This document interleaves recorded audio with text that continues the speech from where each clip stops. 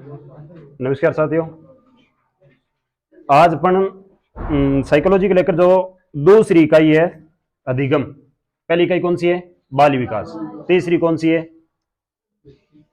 व्यक्तित्व। उसके बाद में समायोजन और उसके बाद में अभिप्रेरणा भी है, वो अधिगम के साथ में पढ़ते हैं। ठीक है। बाकी व्यक्तित्व, बुद्धि और समायोजन, इसमें विशिष्ट बालक भी होते हैं, और बाल विकास और अधिगम, मूलतः ये इतनी चैप्टर है। ठीक है।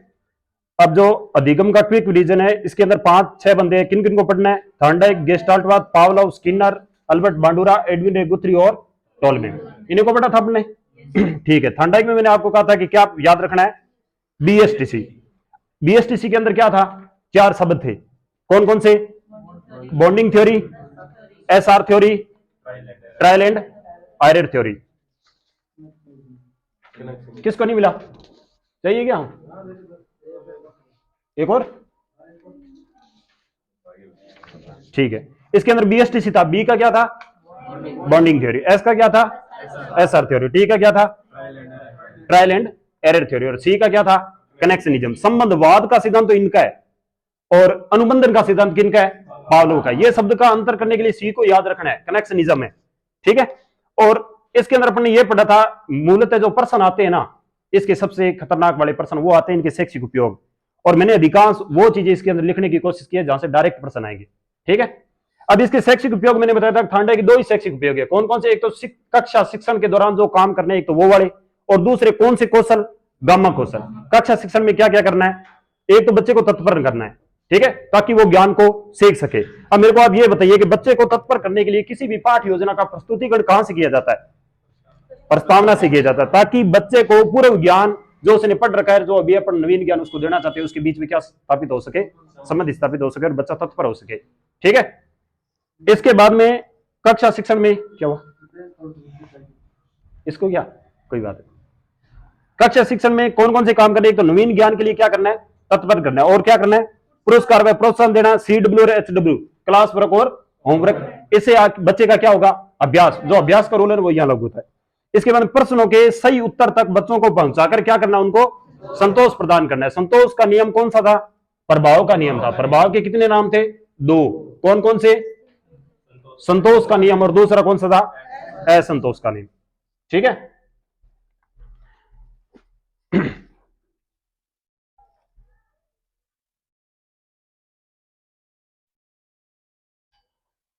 बैठ जाओ, मैं वहां बैठ जाओ पीछे, थोड़ा जल्दी आया करो। बैठो बैठो, स्टूल लेके बैठ जाओ आप। हाँ, यहीं बैठ जाओ। से बैठ गए? ठीक है सर, कोई दिक्कत तो नहीं है? ठीक है सर। इसके बाद में अपन ने देखा था कि अभ्यास से क्या आती है? सुत्त आती है। किस में सुत्त आती है? उच्चारण में सुत्त आती है, वर्क करने में सुत्त आती है। किससे आती है? अभ्यास से। अभ्यास के 2 नाम क्या थे? संतोष और किसके थे? अभ्यास के उपयोग और अनुपयोग का नियम था। हाँ, और संतोष के नियम के कितने नाम थे? 2। कौन कौन से? कौन कौन से नाम थे? संतोष और असंतोष। और पहला कौन सा रूल था? अभ्यास का। इसके बाद में इसका दूसरा उपयोग होता है गामक कौशल। गामक कौशल कौन से होते हैं? जो अपने हाथ से एक्टिविटी करते हैं ना, वो सारे जो काम सिखाए जाते हैं, किस सिद्धांत के अंतर्गत सिखाए जाते हैं? कौन से सिद्धांत के अंतर्गत सिखाए जाते हैं?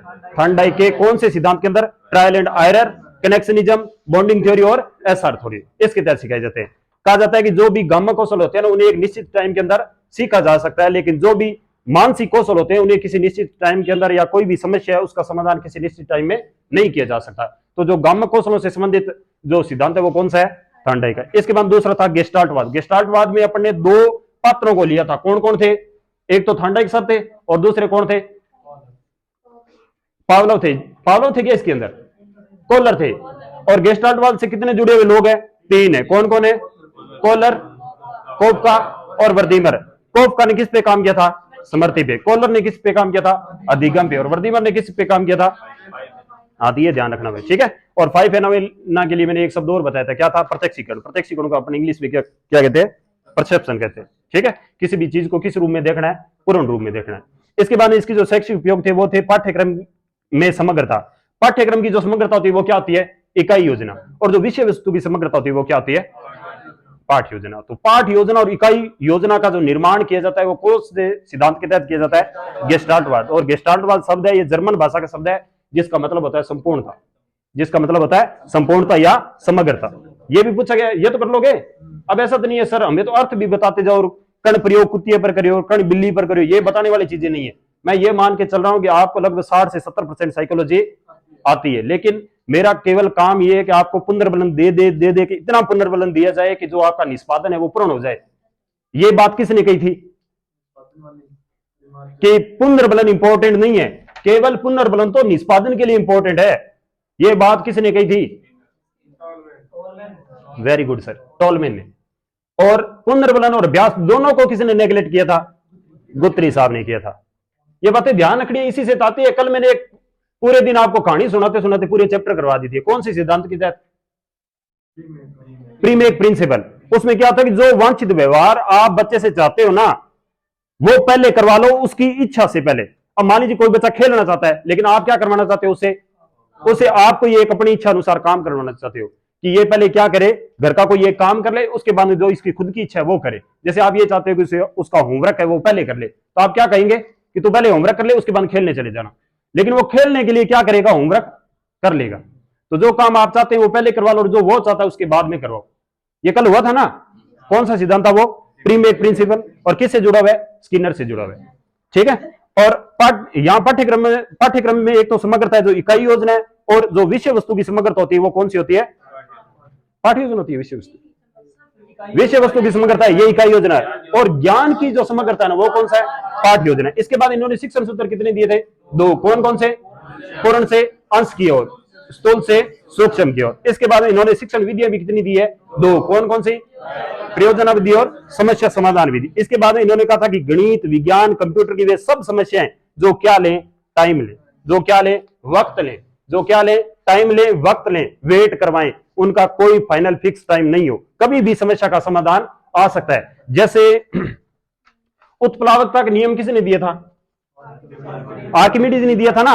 ये कहते हैं कि कई सालों तक इन्होंने प्रयोग करते रहे थे। ये प्रयोग करते रहे। एक दिन क्या हुआ कि ये अपने घर के अंदर जहां नहाने का टब बना होता ना उसके अंदर नहा रहे थे, और जैसे ही इनको यह पता चला कि यह टब के अंदर मैं तैर क्यों रहा हूं, अब जैसे ही उनको पता चला कि पानी का जो घनत्व है ना, अगर उसके घनत्व से किसी अन्य वस्तु का घनत्व में अंतर होगा, अंतर का मतलब क्या है? कम होगा, तो क्या होगा? वो तैरेगी। अगर घनत्व ज्यादा होगा पानी से तो क्या हो जाएगी? डूब जाएगी। फिर उसने पता लगाया कि एक कील को या पत्थर की एक कोई भी वस्तु अगर उसको नीचे फेंक दिया जाता है जल के अंदर तो वो अंदर चली जाती है। उसका कारण ये है कि वो जितने स्तर को घेर रही है ना वो वस्तु, उसका आयतन और इस वस्तु के आयतन में अंतर है। वस्तु का जो आयतन है वो जल के आयतन से क्या है? ज्यादा है। यही तो होता है आयतन या घनत्व ज्यादा है। इस वजह से उत्प्लावकता नियम आया था, और वो अपनी सड़कों के ऊपर कहते हैं कि भागते हुए बाहर आते हैं और वो कहते हैं कि मैंने पा लिया, मैंने खोज लिया। इस तरह से ये उन्होंने किसी समस्या का समाधान किया था। इसलिए कहा जाता है कि किसी भी समस्या का समाधान वो एक साल में नहीं आता, कितना भी समय ले सकता है। इसलिए जो मानसिक समस्याएं होती है उनका समाधान भी किसके तहत किया जाता है? गेस्टाल्टवाद के लिए किया जाता है। ठीक है। समस्या समाधान हो गया, आपका तर्क हो गया, चिंतन हो गया, कल्पनाएं होगी, ये सब किसके तहत आती है? इसी के तहत आती है। इसके बाद आए थे पावलोव सर। पावलोव सर के अंदर अपन ने तुलनाएं की थी, पावलोव और स्किनर में क्या अंतर है, पावलोव और थॉर्नडाइक में क्या अंतर है, और पावलोव और कोहलर के बीच में क्या अंतर है। पावलोव और कोहलर दोनों ये समानता है कि दोनों पे पहले क्या दे रहे हैं? उद्दीपक, और उसके बाद क्या हो रही है? क्रिया हो रही है। थॉर्नडाइक और पावलोव में क्या था कि वहां कुत्ता कैसी क्रिया कर रहा था? शारीरिक क्रिया कर रहा था, और यहाँ पावलोव में केवल क्या कर रहा है? जैविक क्रिया कर रहा है। ये बातें जहन में बिठा लो। आपको लिखना तो कुछ है ही नहीं, यहाँ पहले दिन से कह रहा हूं कि लिखना तो कुछ है ही नहीं, केवल आपको जो बातें सुनाई जा रही है ना इनको जाने दो। ये पेपर में सीधी की सीधी छपी हुई मिलेंगी। मैं जो परिभाषाएं बोल रहा हूं ना, ये परिभाषाएं 10-10 बार बार रिपीट हुई है। कल एग्जाम दे के आए हैं कुछ बच्चे, टेस्ट दे के आए हैं, उनसे भी अपन पूछेंगे कि कल आपका टेस्ट कैसा था। ठीक है। इसके बाद में जो पावलोव का सिद्धांत है, इसमें मैंने आपको बताया था कि इसके जो उपनाम है ना वहां सारी जगह बंधन ही बंधन होगा, लेकिन उससे पहले 3 उपसर्ग जोड़ने। कौन कौन से? एक तो अनु, और एक प्रति, और एक सह। संबंधन, अनुबंधन और प्रतिबंधन। ठीक है। और इनका जो थ्योरी है, वैसे एक इंग्लिश में नाम भी आता है, कौन सा? क्लासिकल थ्योरी भी आता है। ठीक है। इसके बाद इनके जो शैक्षणिक उपयोग है वो कौन कौन से? एक तो इनका जो उपयोग है शिक्षण अधिगम के अंदर, जैसे अपन काम करते हैं अक्षर विन्यास सिखाना हो। जैसे बच्चे को क्या करते हैं इस तरफ तो लिखते हैं एप्पल, और इस तरफ क्या होता है, एप्पल का चित्र होता है। बच्चे को बार बार वो एप्पल दिखाते हैं बार बार, लेकिन कुछ टाइम के बाद में बच्चे के माइंड के अंदर उसका क्या बन जाता है, प्रत्यक्षीकरण हो जाता है। बच्चे को एप्पल नहीं बोला फिर भी क्या हो गया, प्रत्यक्षीकरण हो गया। जैसे मैंने आपको बोला मां, सबके माइंड में अभी एक चित्र चल रहा है खुद की मां का, चल रहा है ना, ये क्या है, प्रत्यक्षीकरण है। जैसे ज्ञान की कौन सी पीढ़ी कहते हैं, दूसरी सीढ़ी कहते हैं, सॉरी पीढ़ी नहीं सीढ़ी कहते हैं। पहले कौन सा होता है, संवेदना होता है सर। संवेदना ये होता है कि जिसमें आप ज्ञानेंद्रियों से कोई ज्ञान सीख रहे, ज्ञानेंद्रिय का मतलब देखना, सुनना और चख के किसी चीज को देखते हैं, अपन छू के देखते हैं, ये सारी चीजें कौन सी किससे चल रही है, संवेदनाओं से। जब अपन किसी को देख के पहली बार सीख रहे हैं कि ये मेरी माँ है, ये हमारी गाय है, ठीक है, ये हमारा विद्यालय है, ये हमारे सर है, ये हमारी डेस्क बुक है, और ये हमारे लिए पेज है, ये अपने पहली बार देखा है ना। तो पहली बार जब सीखा जाता है वो क्या है, संवेदना है। उसके बाद में जब भी उसका नाम लिया जाए और उसका एक चित्र हमारे मस्तिष्क के पटल पर बन जाए, ये क्या कहलाता है, प्रत्यक्षीकरण कहलाता है। ठीक है, तो अक्षर विन्यास हो गया, शब्दों के अर्थ भी अपने को इसी तरह से सिखाए जाते हैं, अनुबंधन बनाया जाता है शब्दों के साथ कि A for Apple, A for Apple. अब आपसे मैं कहूं ना कि बी फॉर क्या है, तो आपने जो पूर्व में आज से 15 साल पहले जो पढ़ा था ना, आपके माइंड में वही क्लिक होगा। अब किसी से ये कहा जाएगा ए फॉर क्या होता है, किसी का अंत नहीं आएगा, केवल क्या आएगा, एप्पल आएगा, क्योंकि उसने बहुत साल पहले किसी चीज से अनुबंधन कर लिया था, वो क्या था, एप्पल था। ठीक है, एक शब्द भी आता है पुनर्लाभ, इसी के अंदर आते हैं कुछ विशिष्ट शब्दावली आती है, विलोपन हो जाना, एक आता है पुनर्लाभ।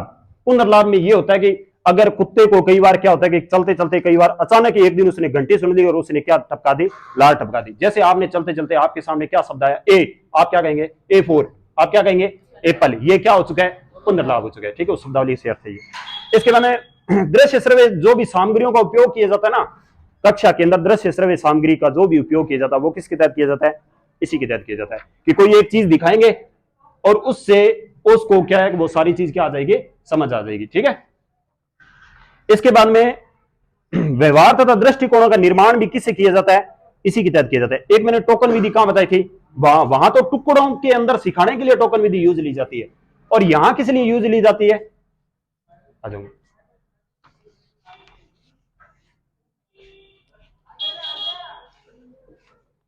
यही ले आओ, आ जाओ मैम, यही आ जाओ, एपिक इस तरफ ही आ जाओ, यही लगवा देते हैं आपके लिए। क्या क्या बताया कि मैंने शिक्षण अधिगम के अंदर अक्षर विन्यास, शब्दों का अर्थ, भाषा का विकास। जैसे संकेत और प्रतीक से भाषा सिखाई जाती है ना, कि संकेत कैसा है, प्रतीक है, आपके लिए कै कैसा होगा, ऐसा। अब किसी ने कै की आकृति इसके अलावा कोई लिखी देखी है क्या, कै की आकृति इसके अलावा किसी ने देखी है क्या, भाई सर हमारे पहले था ना कै कुछ और ही तरीके से सीखा था हमने, और यहां आने के बाद में अब कै कुछ और ही हो चुका है, देखा है किसी ने, ये क्या संकेत है या प्रतीक है, आपने इस संकेत को देख लिया। अब इसके बाद में आपने पूरी लाइफ भर किस संकेत या प्रतीक का यूज किया है, इसी कै के लिए इसी कै का प्रयोग किया है।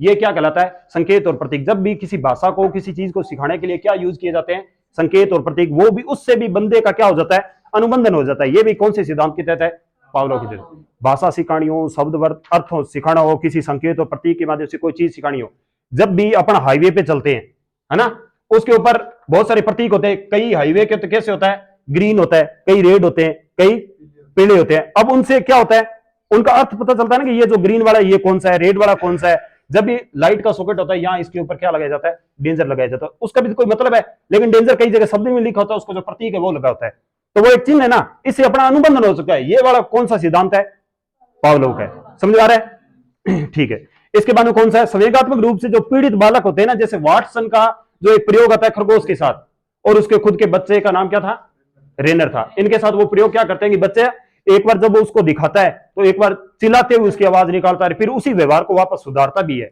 जब किसी व्यवहार को बनाया जाता है और व्यवहार को सुधारा जाता है, दोनों ही काम किसके तहत होते हैं, अनुबंधन के तहत, इसी के तहत होते हैं। ठीक है, इसके बाद में क्या है, पशुओं को प्रशिक्षण भी किसी के तहत किया जाता है, इसी के तहत दिया जाता है। मैंने कहा था कि जैसे भी किसी एक जो जानवर है या ऊंट है या कोई भी जानवर है जिसको अपन नाचना सिखाना चाहते हैं, तो उसके लिए अपन ने एक प्रयोग करके देखा था कि एक छड़ी लेते हैं, कौन सी, लोहे की ले लेते हैं, और वो गर्म करते हैं, और क्या करते हैं कि जैसे ही डमरू बजाया उसके पांव के पास लगाया, और वो पांव लगाते ही क्या करेगा, पांव को उठा लेगा। लेकिन एक ऐसे चलते चलते अपन क्या करेंगे, केवल एक दिन डमरू भी बजा देंगे, वो अपने पांव को उठाने लग जाएगा। अब उसका उसके साथ क्या हो चुका है, डमरू के साथ अनुबंधन हो सकता है। तो जो जानवर होते हैं उनको भी व्यवहार के अंदर परिवर्तन के लिए उनके साथ क्या स्थापित किया जाता है, अनुबंधन। ये भी कौन से सिद्धांत के तहत है, पावलोव के तहत है। ठीक है, ये प्रश्न सीधे के सीधे आएंगे, और मैं 100% दावे के साथ कह सकता हूं कि आपका अगर पहला पर्सन आ गया ना मेरे पढ़ाए हुए में से, आपके कितने परसेंट एक्स्ट्रा सही होंगे? 5 ही कर दिया। बहुत लोगों अगर पहले पढ़ाया नहीं आयो नहीं मानो थारा 5 सही हो तो थे सिलेक्ट हो। ठीक है। इसके बाद में अनुबंधन की मैंने वीडियो बताई थी, कितनी? 4। कौन कौन सी? D, S, T, B. B का क्या है मैम? बैकवर्ड कंडीशनिंग है। टी का क्या है? क्या है? ट्रेस कंडीशनिंग है। एस का क्या है?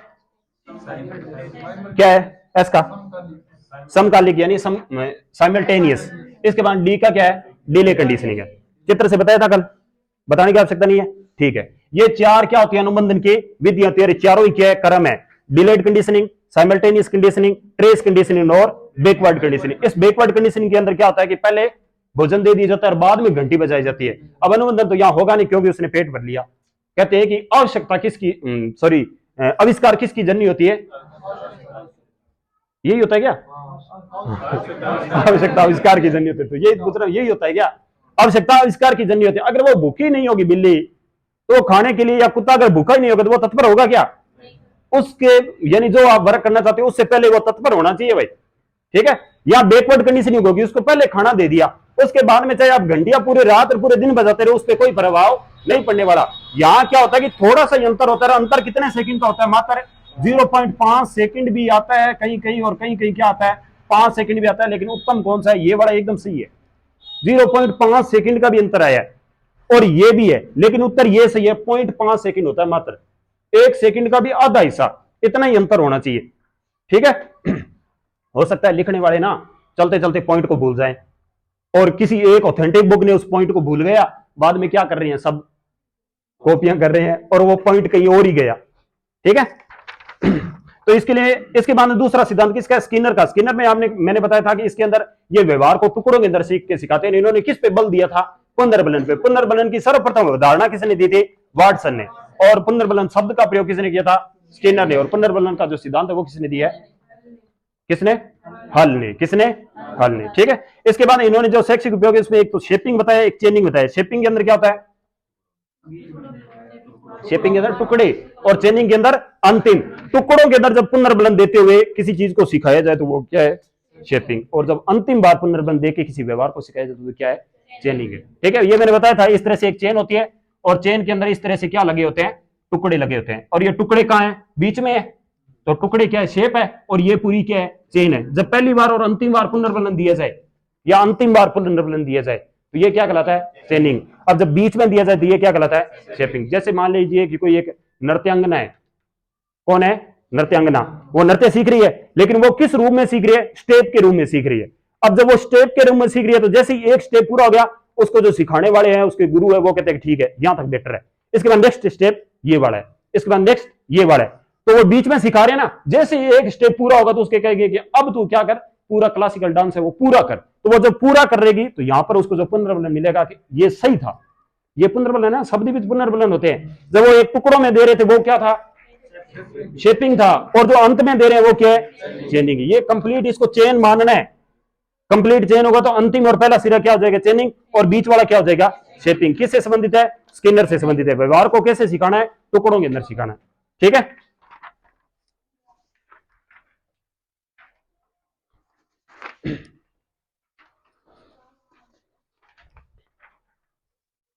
इसके बाद में क्या था? अभिकर्मित अनुदेशन था ना। या क्या हुआ था कि स्किनर के सामने एक बार समस्या आ गई कि एक कक्षा के अंदर 3 अलग अलग प्रकार के छात्र कैसे हो सकते हैं? निम्न, मध्य और उच्च। फिर इन्होंने कहा था कि इसके समाधान क्या होना चाहिए। तो फिर इन्होंने क्या कहा था कि एक शिक्षण मशीन बनाते हैं, सारी कक्षाओं के अंदर अलग अलग मशीन रख देते हैं और सब बच्चों को कहते हैं कि आप इसके ऊपर क्या कीजिए? क्वेश्चनों का हल कीजिए या पढ़ाई कीजिए। टीचर के वर्ग किसका काम करता है? फैसिलिटेटर का। वो सामने खड़ा रहता है और बच्चे अपना वर्क करते रहते हैं। जो तीव्र गति वाला होगा तो वो तीव्र गति से निकल जाएगा, जो मीडियम वाला होगा मीडियम गति से, और जो धीरे धीरे करेगा उनको धीरे आसानी से वो काम कर सकता है। तो शिक्षण मशीन कहां से आई थी? स्किनर वाले सिद्धांत से। सर्वप्रथम शिक्षण मशीन बनाई किसने थी? सिडनी एल्फ्रेड ने 1920 के अंदर। और शिक्षण के अंदर, शिक्षण कार्य के अंदर सर्वप्रथम शिक्षण मशीन किसने बनाई थी? स्किनर ने यूज ली थी। ठीक है। इसके बाद में अपन ने पढ़ा था कि अभिकर्मित अनुदेशन होते हैं वो 4 प्रकार के होते हैं। कौन कौन से? रेखीय, सांख्यिय, गणितीय, कंप्यूटर वाला। रेखीय के अंदर रेखीय किसने दी थी? स्किनर ने। या क्या नहीं साथ साथ होता? उपचार और निदान साथ साथ नहीं होता, लेकिन साख्य के अंदर उपचार और निदान क्या होता है, साथ साथ होता है। गणितीय के अंदर क्या होता है, मास्टरी।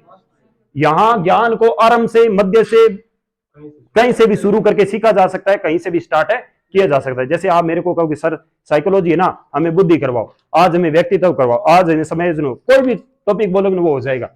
मैंने इस सब्जेक्ट पे जहां तक अपने जो काम है ना, उसके लिए एक उदाहरण ले सकते हैं कि क्या कर ली, मास्टरी कर ली। अपने एमए करते हैं, मास्टर ऑफ आर्ट, एमएससी करता है वो मास्टर ऑफ साइंस, और एम कॉम करता है वो मास्टर ऑफ कॉमर्स। ये सारे क्या है, मास्टर है अपने सब्जेक्टों के। इसलिए ये कौन सी विधि है, मास्टरी पर आधारित विधि है कि इस सब्जेक्ट का इनको सारा ज्ञान है। अपन सबने एमए कर रखी है, लेकिन सारों को ज्ञान नहीं है। तो अपन कौन सी विधि से बाहर है, मास्टरी वाली विधि से बाहर है। कहते हैं कि जो डिग्री है ना, वो तो आपके जो लगाए हुए रुपए है ना, उनकी रसीदें हैं, और जो ज्ञान होता है वो तो व्यवहार में झलकता है। अगर आपका व्यवहार परिवर्तन हो गया ना, आपने सब कुछ सीख लिया। डिग्रियों की आवश्यकता नहीं है। डिग्रियां तो आपके खर्चों की रसीदें हैं। आपने जो आज तक खर्चे किए ना, उनकी रसीदें लगा रखी है इस तरह से, अच्छे अच्छे नाम से, महाराजा गंगा सिंह यूनिवर्सिटी, ठीक है, BSCR Ajmer, 10th class, 8th class, 12th class, लगा रखी ना अच्छी अच्छी डिग्रियां। वो तो आपके रसीदें हैं, और अधिगम तो आपके व्यवहार में झलकता है। ठीक है, समझ आ गया। ये भी एक डिग्री थी। कौन सा सिद्धांत था, कौन सा सिद्धांत था ये, व्यवहारवाद का था क्या। व्यवहार के कारण व्यवहार में परिवर्तन, गिलफोर्ड था। ठीक है, इसके बाद में प्री में एक प्रिंसिपल होता है और एक होता है टोकन इकोनॉमी। टोकन इकोनॉमी मैंने वहां भी बताई थी, कहां पे, पावलोव में। वहां क्या होता है कि संबंध किया जाता है टोकन दे देके, व्यवहार को सिखाने के लिए। यहां टोकन किस लिए दिया जाता है, व्यवहार को टुकड़ों के अंदर सिखाने के लिए। दोनों का अंतर है, टोकन इकोनॉमी दोनों जगह है। वहां टोकन इकोनॉमी किस लिए है, वहां संबंध करने के लिए टोकन इकोनॉमी का प्रयोग, और यहां टोकन इकोनॉमी किसके लिए है, पुनर्बंधन के लिए नहीं है, बल्कि टुकड़ों के अंदर ज्ञान को सिखाने के लिए। और प्री में एक प्रिंसिपल क्या होता है कि जो वांछित व्यवहार आप बच्चे से चाहते हैं वो तो पहले करवा ले, और जो बच्चा बाद में चाहता है, बच्चा जो खुद चाहता है वो कब करवाए, बाद में करवाए। जैसे आप कहें कि पहले आप क्या कीजिएगा कि इस कमरे की सफाई कीजिए, उसके बाद में टीवी देखिए। ठीक है, बच्चा टीवी देखना चाहता है और आप क्या करवाना चाहते हो, सफाई करवाना चाहते हो। तो आपने क्या दिया, बच्चा पहले क्या करता हूं, सफाई कर ले और उसके बाद में टीवी देख लेना। ये होता है प्रीमेक प्रिंसिपल। जैसे मैं आपको कहूं कि आज है ना, आप में से कोई एक जन आएगा और अपने विचार आपको सुनाएगा, आप एकदम तत्पर हो गए, सर मैं आऊं। कोई भी एक आया, उसने कहा सर मैं आऊंगा, सब तत्पर हो ना। आज आपको क्या सुनाई जाएगी, कहानी सुनाई जाएगी। क्या सुनाई जाएगी, पहले अपन पढ़ लेते हैं, ठीक है, उसके बाद कहानी सुनाएगी। कौन सा सिद्धांत है, प्रीमेक प्रिंसिपल है।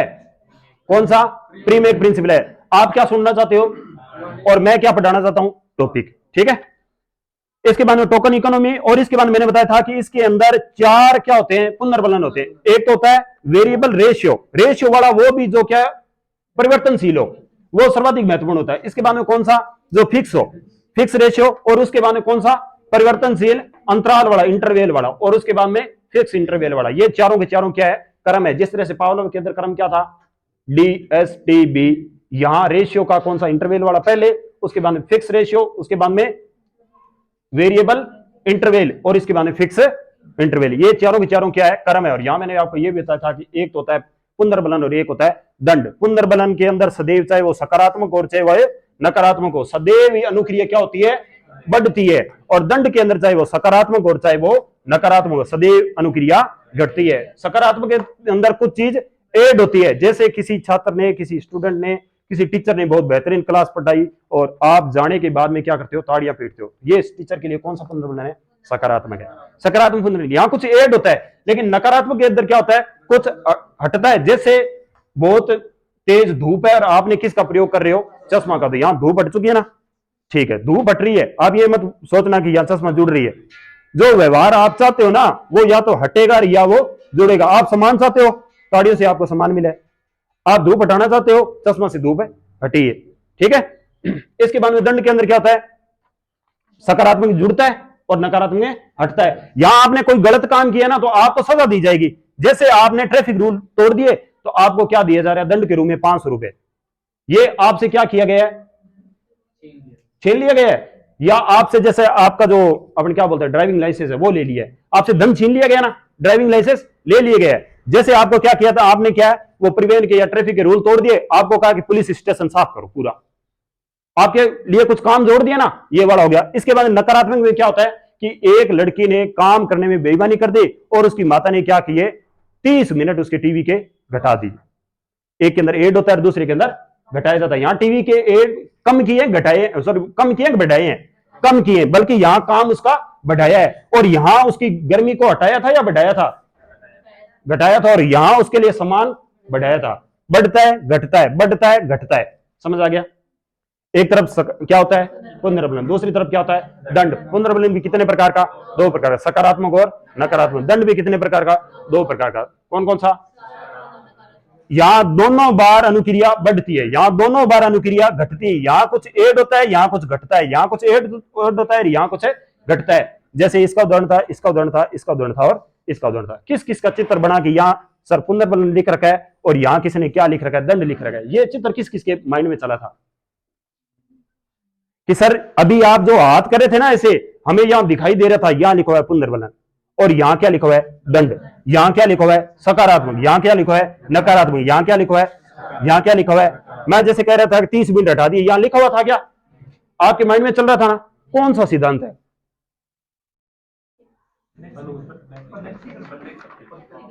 अगर अब किसी ने नहीं बताया ना, ठीक है, कल पढ़ के आना भाई।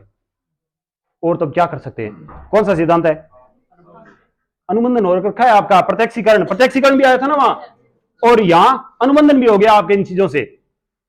मैंने कहा था ना संवेदना के बाद में दूसरे ज्ञान की सीढ़ी कौन सी होती है, प्रत्यक्षीकरण। कौन से सिद्धांत से संबंधित है ये, कोलर वाले से संबंधित है। प्रत्यक्षीकरण नहीं बताया था कि परसेप्शन, जो चीज आप पहले देख लेते हो उसके बाद में उसका चित्र बनता है, समस्या समाधान से संबंधित है, ठीक है, कोलर वाले से हो गया। इसके बाद में क्या है, इसके बाद में अल्बर्ट बांडुरा। अल्बर्ट बांडुरा की एक ही बात ध्यान रखनी है, कौन सी, कि बालक होते हैं वो आक्रामकता देखकर आक्रामक व्यवहार अपनाते हैं। एक तो ये लाइनें याद रखनी है। और आप सारे टीचर हो, बच्चों के सामने कैसा रूप प्रदर्शित करोगे, आदर्श रूप, ताकि बच्चे आपका क्या करें, अनुकरण करें, बच्चे आपका क्या करें, अनुकरण। इन्होंने कहा था कि जिस बच्चे को, जिस बंदे को काम सीखना होता है ना, जो भी व्यवहार सीखना होता है, उस व्यवहार के लिए उसे खुद को एक्टिव होना जरूरी नहीं है, वो किसी को देखकर भी सीख सकता है। जैसे कल किसने बताया था कि सर सीरियल के अंदर मैंने ये देखा था, ममता दीदी ने बताया था ना।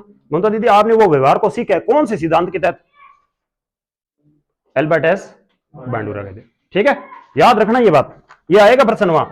और इन्होंने कहा था कि व्यवहार को जब सीखा जाता है ना, उसके कितने चरण, 4 चरण। कौन कौन से, अटेंशन, रिटेंशन, रिप्रोडक्शन और मोटिवेशन। अटेंशन, रिटेंशन, रिप्रोडक्शन और motivation, DSTB, delayed, simultaneous, trace और बैकवर्ड कंडीशनिंग।